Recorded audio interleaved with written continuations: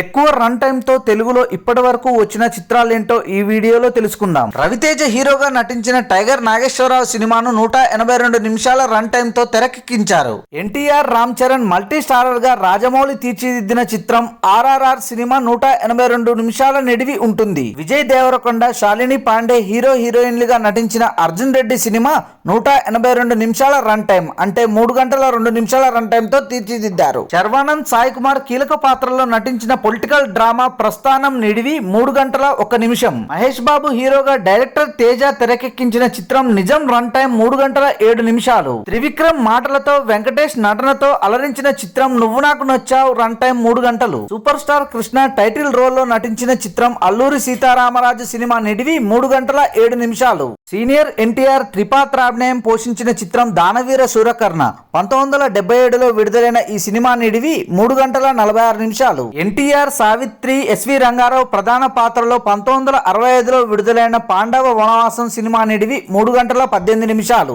ఎన్టీఆర్, ఏఎన్ఆర్, సావిత్రి ప్రధాన పాత్రలు పోషించిన చిత్రం మాయాబజార్, దీని రన్ టైం 3 గంటల 4 నిమిషాలు. ఎన్టీఆర్, అంజలిదేవి జంటగా నటించిన లవకుశ సినిమా రన్ టైం 3 గంటల 28 నిమిషాలు. ఎన్టీఆర్, ఏఎన్ఆర్, సావిత్రి నటించిన మిస్సమ్మ సినిమా నిడివి 3 గంటల 1 నిమిషం ఉంటుంది. ఎన్టీఆర్, ఎస్వి రంగారావు కీలక పాత్ర పోషించిన పాతాళ భైరవి సినిమా 3 గంటల 15 నిమిషాల నిడివి ఉంటుంది. Thanks for watching this video. For more interesting videos please do subscribe.